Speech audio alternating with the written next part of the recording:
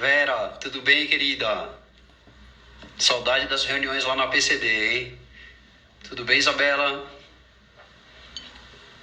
Mestre Romão, obrigado. Ale, tudo bem, querido? Grande abraço para vocês. Oi, pai, tudo bem?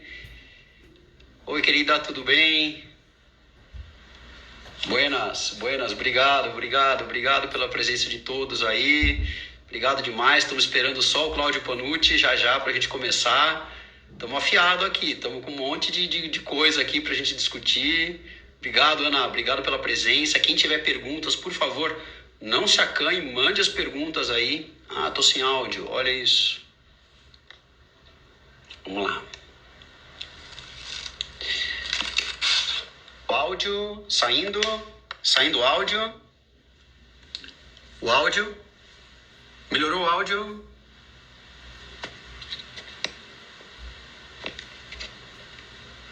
Atenção, todos ouvindo o áudio? Áudio perfeito? Obrigado, pessoal. Obrigado, gente. Ótimo. Obrigado. Gente, estou esperando só o nosso convidado de honra. Ele já vai entrar, o Cláudio Panucci. Vamos começar a discutir agora o nosso tema.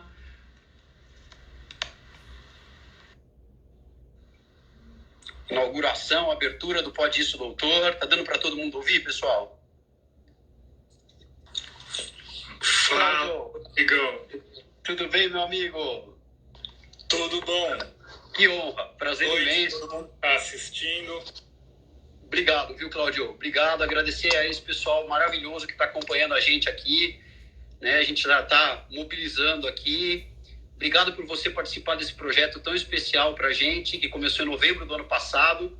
Começou num evento na Livraria Cultura com mais de 350 pessoas participando, o Pode Isso, Doutor. E o evento discutiu justamente, Cláudio, naquela ocasião, doenças infecto-contagiosas, porque a onda era o problema do sarampo na população. E a gente estava discutindo isso, né? Então veja, para você ver, podendo discutir no contato íntimo com as pessoas, mas quero que as pessoas se sintam abraçadas e queridas por todos nós nesse momento aí, né, Cláudio? Boa noite, viu? Isso aí, muito bem. Queria fazer gente aqui, algumas alunas minhas, Bruna, Cris Vilar, beleza. Cris Vilar, um pessoal maravilhoso, não, gente demais. Fernando Versignazzi, presidente da Bel, Ricardo Jan, mestre. Ricardo Jan, Carol, olha, legal. Carol, que legal. Mari, nutricionista de primeira linha, o Pierre, que bacana. Gente, vamos começar. Antes de começar, eu queria fazer 2 agradecimentos especiais. O primeiro é ao Otávio Dantas, que é o idealizador do Pode Isso, Doutor. Ele que é do Estúdio Narra, ele é um produtor cultural. Ele criou esse projeto para apresentar presencialmente e gravar depois o conteúdo presencial para replicar pelas mídias. E eu queria fazer uma menção especial, Cláudio, uma pessoa que é muito querida para a gente, que não está aqui de corpo, mas está de alma, e acho que está nessa live aqui, de tanto que ele gostava de falar disso. Hoje faz 12 anos, né, que nós nos despedimos do mestre e amigo Roberto Fraga Moreira Lutufo, nosso grande padrinho, não. podemos dizer, né? Grande nosso padrinho. Tá com a gente de coração aqui, Cláudio. Com certeza. Dino está sempre presente, Rodrigão, porque a gente lembra do Dino o tempo todo. A gente fala do Lotufo na faculdade, eu, Cassinho, Giuseppe, você, outras pessoas, né, que conviveram com o Dino. A gente fala do Dino o tempo todo. Então o Dino está sempre presente, né, nos nossos corações. É verdade. Ele é uma figura insubstituível e por isso sempre vai estar com a gente, né? Que bom, Cláudio. Com certeza. Mas vamos lá, você não vai fugir da pergunta inaugural, não. O programa chama Pode Isso, Doutor, né? Aquela brincadeira do Galvão Bueno com o juiz de futebol, a gente pegou essa deixa e eu vou perguntar para você, vou dar uma de Galvão Bueno aqui. Cláudio, higiene bucal no combate à pandemia pelo novo coronavírus. Pode isso, doutor? Pois é. Pergunta polêmica, Rodrigão. Eu imaginava. A verdade é que não tem evidência, né? Não tem evidência sobre isso. Então, o que acontece? Não sei se depois você vai querer ir mais a fundo especificamente na questão de higiene da língua e na questão dos bochechos, né? Sem dúvida, sem dúvida. Depois a gente pode até discutir isso de maneira mais específica. Mas o que acontece? O que a gente tem visto, lido, né, ouvido, são algumas pessoas defenderem a higiene da língua, o uso de bochechos na prevenção da infecção pelo coronavírus. Não dá para dizer isso, não existe uma evidência direta, tá? Existe uma discussão sobre o bochecho, né, que inclusive foi muito preconizado até pela ADA, depois eu até queria discutir isso mais, de maneira mais detalhada com você. Muito bom. Aí, se a gente for ver a situação, o contexto do indivíduo, da pessoa não se contaminar com o coronavírus, não tem evidência nenhuma. Não pode isso, doutor. Não tem evidência. Maravilha. Não é por aí falando isso, não. Essa é só a pergunta inaugural para eu poder te apresentar ao público. Então, uma provocação só para o público sentir um pouquinho com quem a gente está falando e eu gostaria de falar. Primeiro, Cláudio Mendes Panucci é professor associado da disciplina de periodontia da FOUSP, né? É o coordenador do curso de pós-graduação em Ciências Odontológicas da USP, né? Da Faculdade de Odontologia da USP, é professor do curso de especialização da Fundecto na área de periodontia, né? A Fundecto, né? Vinculada à USP.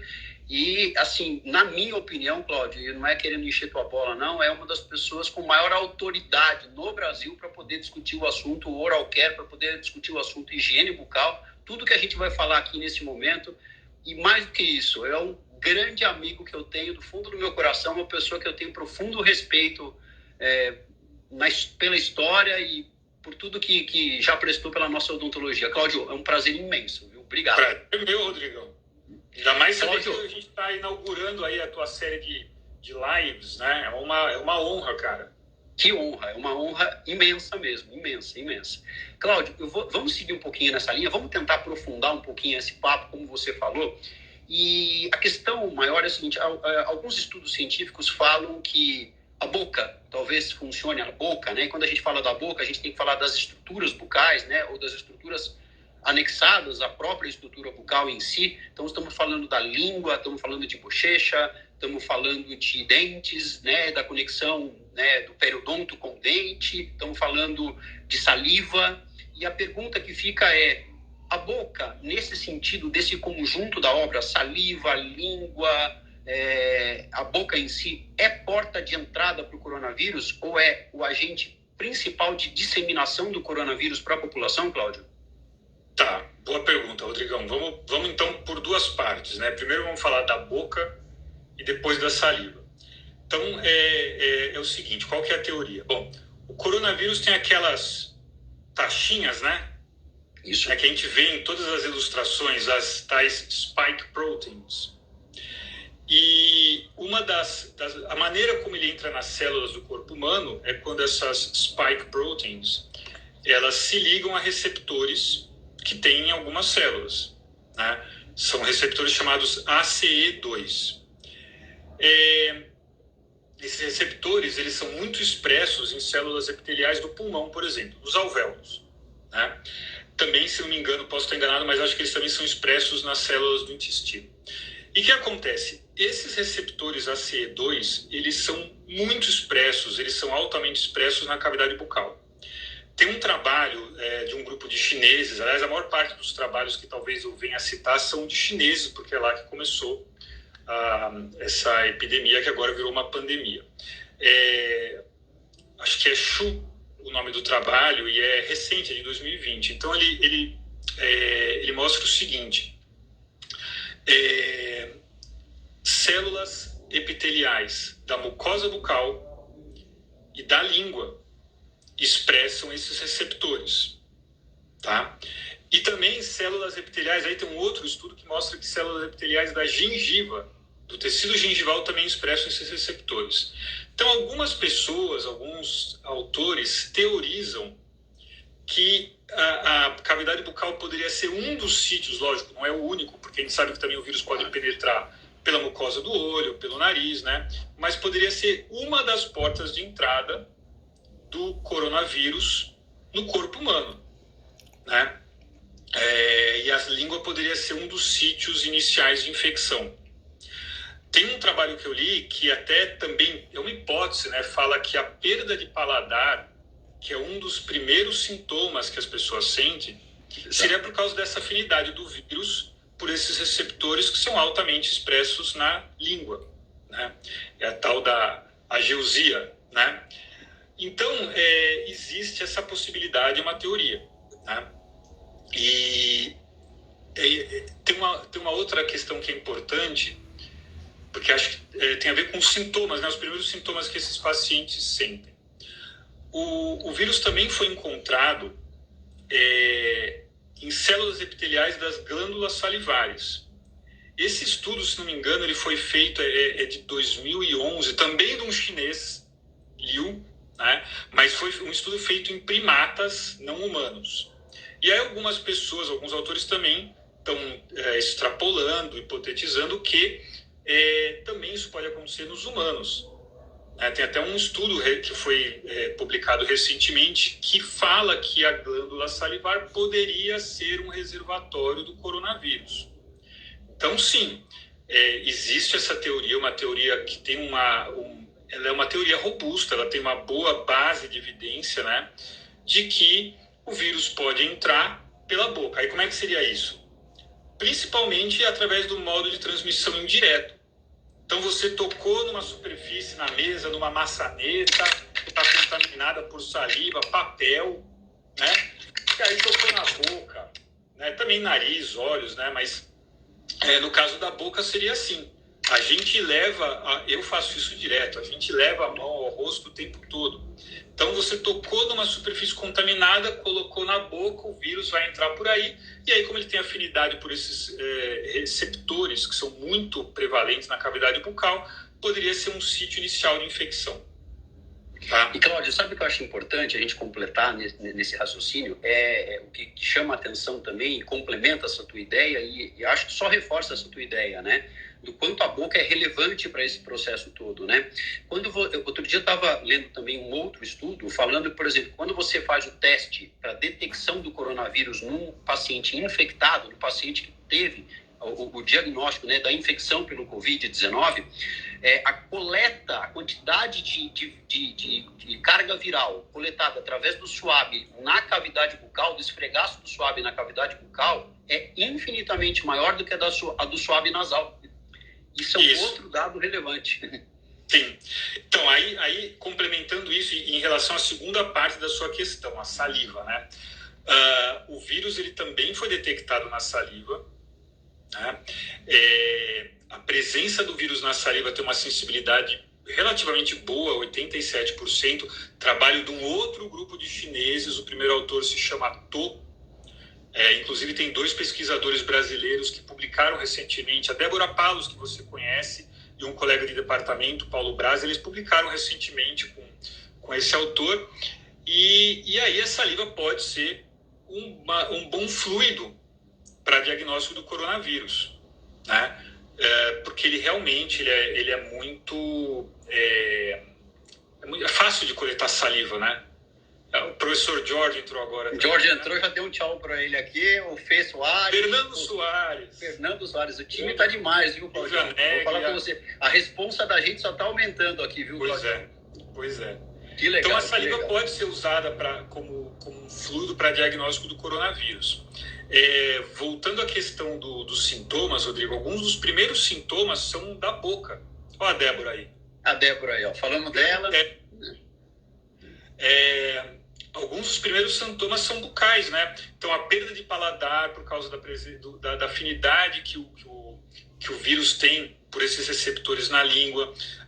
Essa teoria de que o vírus, a glândula salivar pode ser um reservatório do coronavírus. Então, esses autores teorizam que a glândula salivar seria afetada e aí um dos sintomas seria a diminuição da saliva.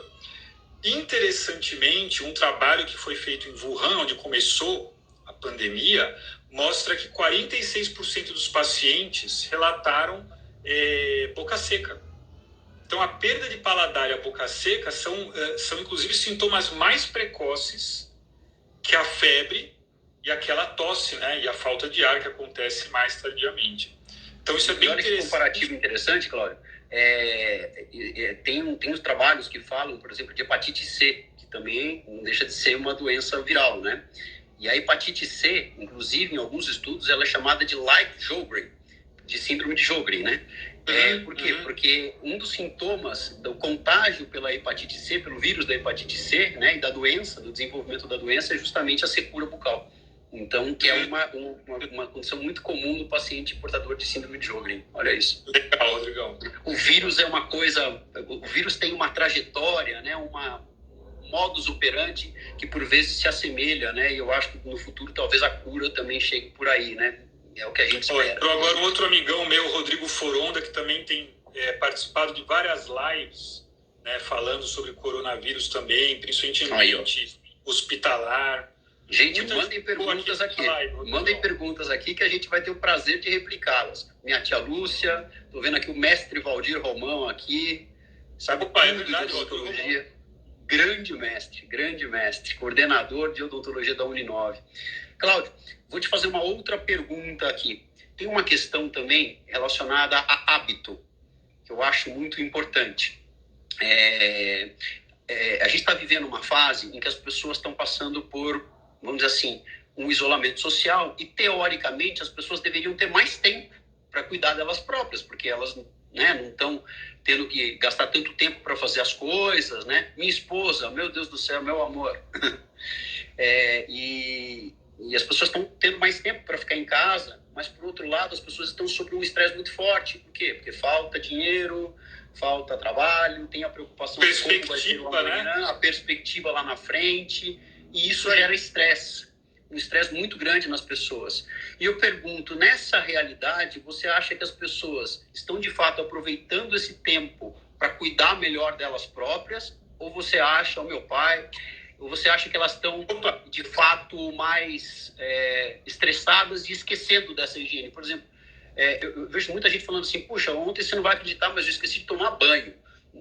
Ontem eu esqueci porque a pessoa perde a noção do tempo, e aí ela vai negligenciando o autocuidado, e a higienização bucal faz parte desse processo todo. E a gente sabe, e eu queria que você comentasse um pouco sobre isso também, que algumas pessoas submetidas ao estresse tendem a falhar mais na higiene bucal do que a serem mais assertivas na mesma, né, Cláudio? Ô, Rodrigo, eu concordo com você, mas tem uma outra questão. Algumas pessoas realmente estão com tempo. Quem trabalhava, por exemplo, não é que estão com tempo, mas estão talvez com um pouco mais de tempo. Quem trabalhava só fora de casa, quem não faz home office, né? Agora, para boa parte das pessoas, eu me incluo nisso, cara, eu nunca trabalhei tanto na vida. Porque acontece, eu não faço mais clínica faz um bom tempo, quer dizer, não faço mais consultório, eu faço clínica agora na faculdade. Mas eu sempre fiz home office, assim como vários outros profissionais. A minha esposa também, que inclusive está assistindo, né? Muita gente faz home office. E o que acontece? Você está em casa, para quem tem filho, por exemplo, também é o meu caso, é o teu caso. Boa parte dos pais estão passando metade do tempo com as crianças. Não estou falando que as escolas estão deixando a tarefa para os pais, não é isso. Mas, por exemplo, tem uma filha de 11 anos e uma de 6, né, e uma de 7. A gente se reveza, né, eu e minha esposa. A Estela fica com a minha filha mais velha, eu fico com a mais nova. Eu fico praticamente a manhã inteira com a minha filha mais nova. Ela faz lives com a professora, né? Tem que fazer eles em casa e não tem o professor do lado. Então a gente acaba também dando uma de professor. Fora que, assim, acho que como a gente tem essa possibilidade de fazer home office, outra coisa que tem acontecido comigo, e eu tenho ouvido muitas pessoas comentarem, a gente tem feito reunião direto. Todo dia eu tenho alguma reunião por Google Meets, por MConf, Zoom. Então, no meu caso, de várias pessoas, eu nunca trabalhei tanto como tenho trabalhado atualmente. Assim, eu tenho conversado com muitos professores, muitos pesquisadores, quarta-feira eu conversei com uma jornalista, ela falou a mesma coisa, né? Então eu acho que tem o estresse que faz com que algumas pessoas acabem deixando de lado vários hábitos, mas também tem muita gente com pouquíssimo tempo, trabalhando demais, e aí também não tem tanto tempo para inclusive se dedicar à higiene bucal. Claudião, acabou de entrar aqui o Cris Parente, cara, que ganhou o prêmio de melhor personal trainer do mundo. Ele acabou de entrar na live, ele e o Cassinho. Então são duas figuras, duas personalidades aí acompanhando, Claudião. Legal. E, Cláudio, assim, nesse sentido, você acha, então, que, na realidade, o estresse, na realidade, está preponderando nessa questão toda e, de certa forma, quer dizer, isso deve estar colaborando até para que as pessoas fiquem um pouco prejudicadas no desenvolvimento de um hábito que provavelmente pudesse, assim, respaldar a saúde delas, né, torná-las mais fortes, né, mais protegidas, e talvez isso seja uma fonte de fragilidade que as pessoas estão desenvolvendo também, né, quer dizer...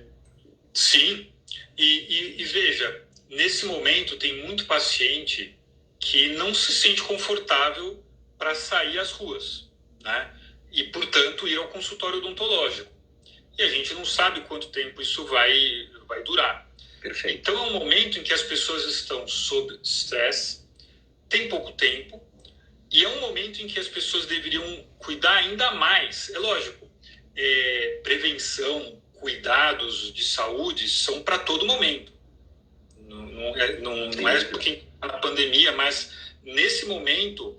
eu acho que ele se torna até mais importante porque muitas pessoas pararam de ir ao consultório. Tem dentista que está fazendo apenas atendimento de urgência, né? Então tem todo... professor Jun, meu colega de turma, muita gente importante. Muita gente legal, Cláudio. E o que você está falando, Cláudio, eu particularmente 3 vezes por semana faço atendimentos de urgências e emergências, né? Meu pai tem 77 anos e no momento está privado de atender, né? Porque ele é um grupo de risco. Isso aí. Então, eu estou, inclusive, fazendo a cobertura dos atendimentos dele e meus, nesse momento. Então, a gente fica lá para cobrir as urgências e emergências. É isso que a gente vem fazendo no consultório odontológico. A sensação que eu tenho, por toda a demanda, né, por tudo que envolve a quantidade inúmera de protocolos que a gente lê o tempo inteiro, né, a questão do EPI, né?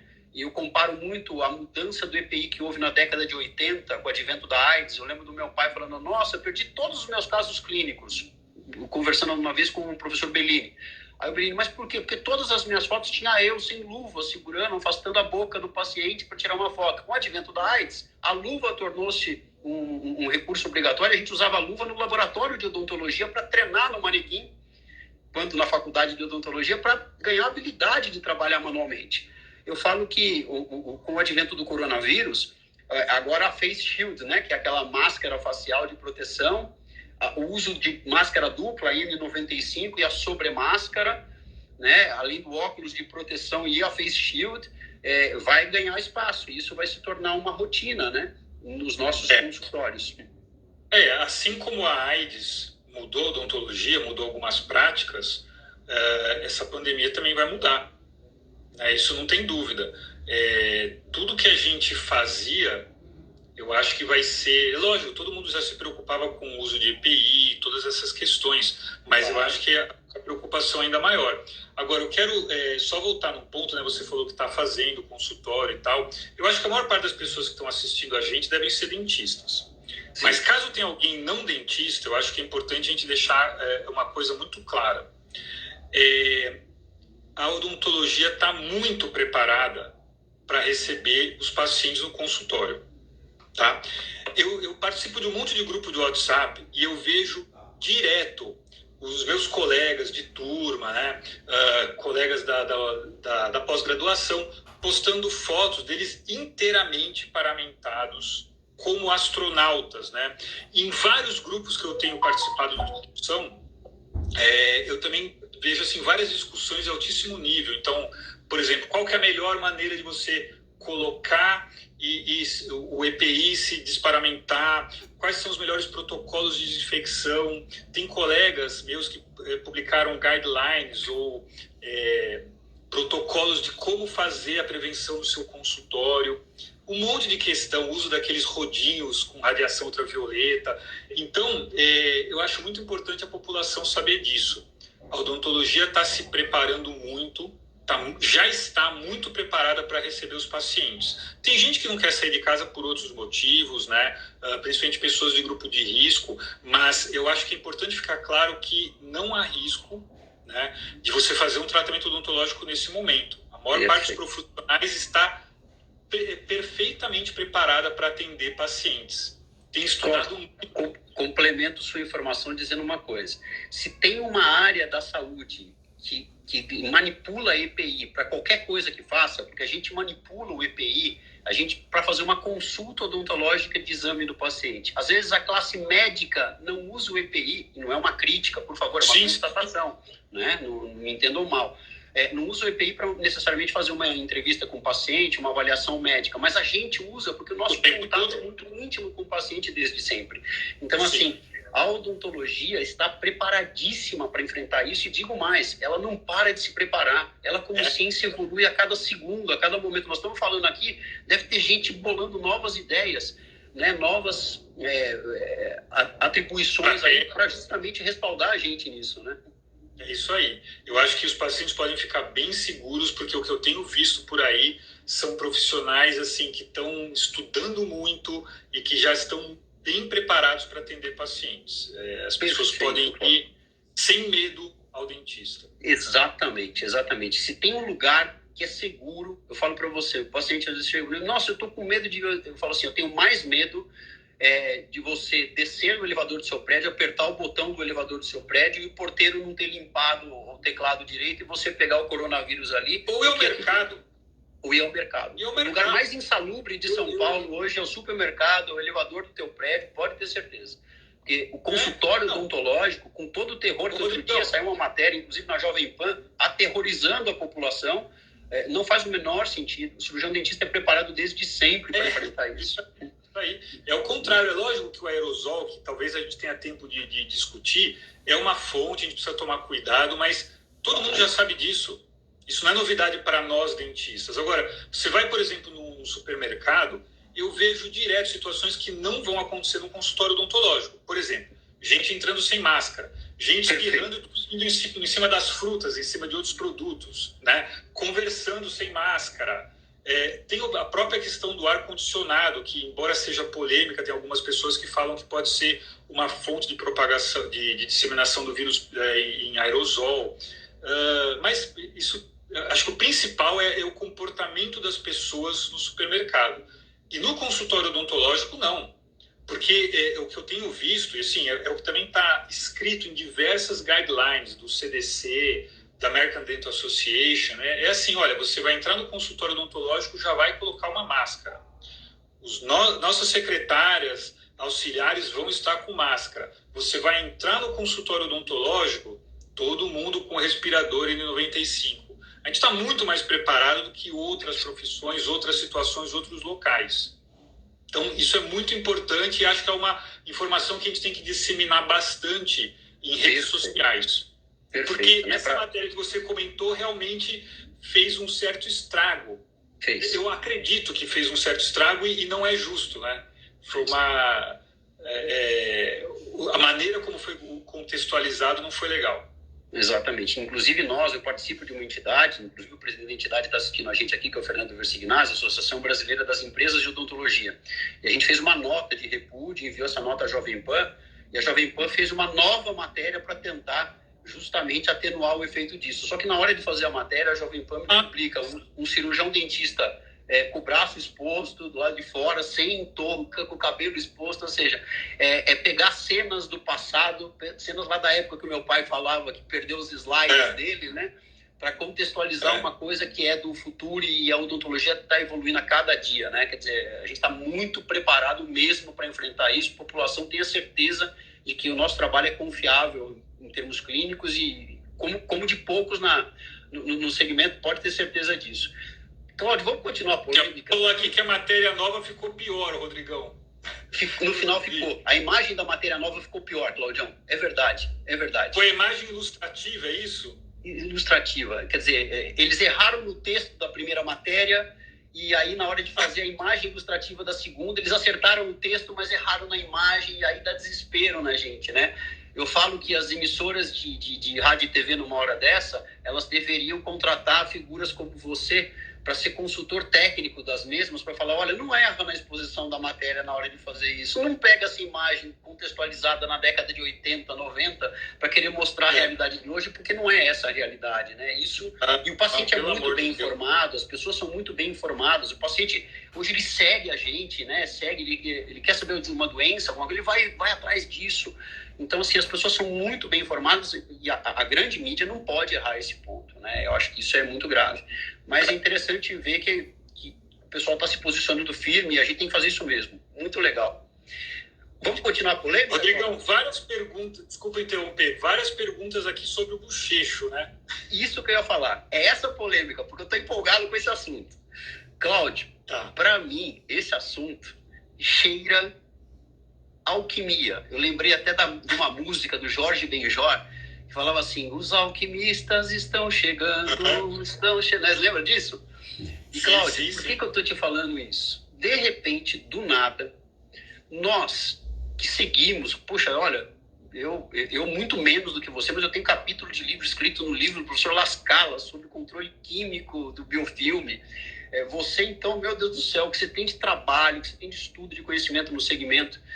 A gente sabe o rigor que as indústrias farmacêuticas têm para o desenvolvimento das linhas de colutórios, né, ou de enxaguantes bucais, com os seus efeitos, né, contra os micro-organismos, contra a ameaça desses micro-organismos, na proteção da nossa saúde, porque não basta só o enxaguatório ser eficaz contra o micro-organismo, mas ele também tem que ser inócuo aos tecidos bucais, né, quer dizer, ele não pode causar lesões bucais. E aí, de repente, um bendito de um chinês como esses daí que você citou, eu estou falando do trabalho do Liu. Depois, todas as referências, Cláudio, quem quiser, a gente compartilha depois. Tá? É só chamar você ou eu aqui, a gente vai compartilhando essas referências com o pessoal. E aí, no trabalho do Liu, que virou, né, um trabalho boom, né, logo que surgiu, foi um dos primeiros, fala que tudo que a gente aprendeu sobre efeito de enxaguante bucal joga no lixo, porque o bom mesmo é água oxigenada a 1%, aí surge alguém falando, não, é a 0,5%, né? Ou povidona 0,2%. E eu falo de alquimia, Cláudio, porque assim, ninguém compra água oxigenada a 1% ou 0,5% na farmácia, ninguém compra povidona 0,2%. Isso é uma diluição que você tem que fazer em casa. E assim, aí começa aquela dúvida, mas é água oxigenada, qual que é a proporção para dar 1%? É 3 dedos de água filtrada para onde?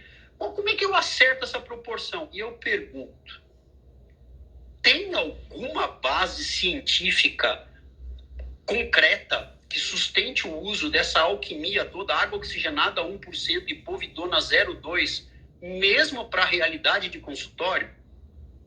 Então, vamos lá. A minha resposta vai ser longa. Você está com paciência? Ótimo. Vamos embora. Temos uma live inteira. Entraram 2 colegas meus aqui, Adriano Pratarotti, o grande Márcio Buscatti. Acho que você conhece o Márcio Buscatti também. Márcio Buscatti, querido, Teco Medina, meu brother de coração, meu parceiro da época de fim de expediente, meu amigo particular, um dos maiores economistas do Brasil. Mas vamos lá, Rodrigão, essa história começou com um artigo que foi publicado. Eu estou até aqui com uma cola, porque eu não ia lembrar as datas, né? Mas é um artigo que foi publicado em 6 de fevereiro desse ano. E assim, a gente estava até conversando um pouco antes, né? A gente costuma falar, quando a gente cita artigos científicos, a gente cita o ano, né? No máximo um mês, mas geralmente a gente cita o ano da publicação do artigo. E com essa história da pandemia, as publicações foram tão rápidas, né? O surgimento de artigos foi tão rápido que a gente tem que olhar pelo dia de publicação. Então, esse é um artigo de um autor chamado Kampf, é uma revisão sobre desinfetantes de superfície. Ele foi publicado no dia 6 de fevereiro de 2020. Então, vejam só, desinfetantes de superfície. Desinfetantes de superfície. Bom, ele como é uma revisão, logicamente ele não fez com o novo coronavírus, né? É uma revisão de trabalhos, alguns mais antigos, outros nem tanto, mas assim, com uma cepa de coronavírus que ele chama de coronavírus endêmico, cepa 229E, e também com os coronavírus daquelas epidemias, a primeira SARS de 2003 e a MERS, a síndrome do Oriente Médio. Perfeito. Bom, aí ele mostra algumas coisas. Primeiro que os coronavírus eles podem permanecer em algumas superfícies, como plástico, vidro, metal, por até 7 ou 9 dias, agora não vou lembrar de cabeça. Mas eles podem ser inativados com algumas substâncias químicas. Quais são? Álcool 70.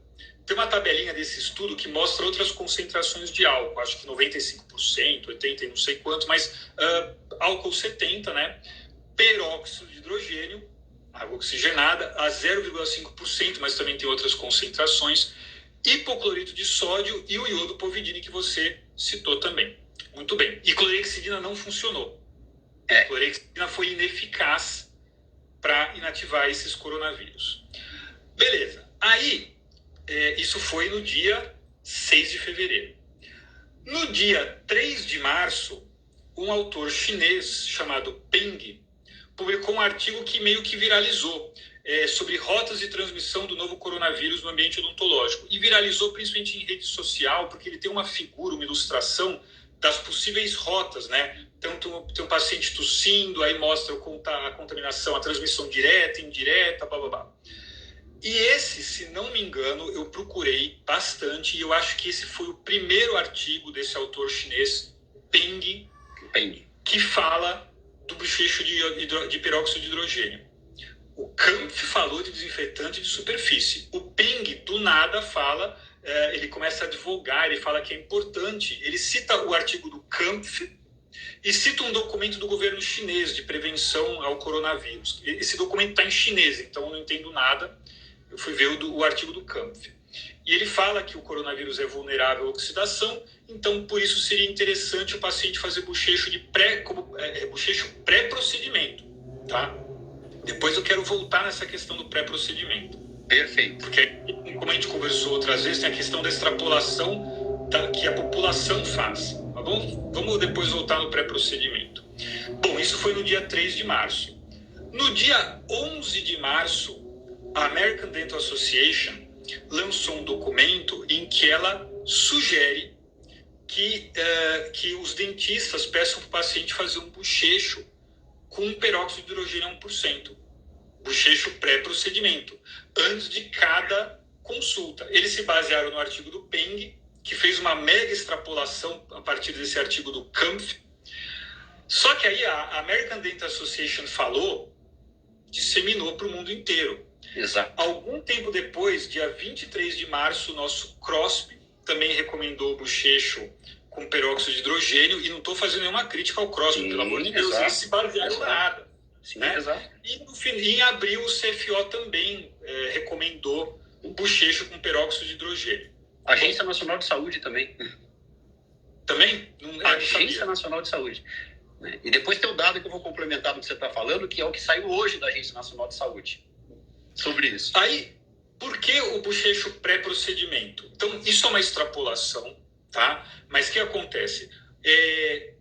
A gente sabe, e tem vários artigos que mostram que quando você faz determinados procedimentos, uso da caneta de alta rotação, em periodontia, né, o nosso ultrassom, esses procedimentos geram aerosol. O aerosol se mistura com saliva, sangue, outros fluidos do paciente e dissemina micro-organismos, bactérias e vírus por todo o consultório. A gente, inclusive, publicou uma revisão sistemática de uma aluna minha, né, foi publicado no Journal da ADA, em dezembro desse ano. E a gente viu algumas informações desses artigos. Primeiro, o aerosol odontológico, contendo esses micro-organismos, ele fica suspenso, os micro-organismos ficam suspensos e viáveis por até 30 minutos. Tem um artigo mais recente de uma, acho que deve ser holandesa, Van Doremalen, que mostra que o aerosol, o Covid no aerosol pode ficar viável por até 3 horas. Né? Mas, enfim, o aerosol odontológico, além de espalhar micro-organismos pelo consultório odontológico, ele espalha muito. por até 3 metros a partir da fonte geradora, que é a boca do paciente. E aí, nessa revisão sistemática que a gente publicou, a gente viu que diversos enxaguatórios bucais contendo clorexidina, cloreto de cetilpiridínio e óleos essenciais reduzem as bactérias. Perfeito. No aerosol odontológico.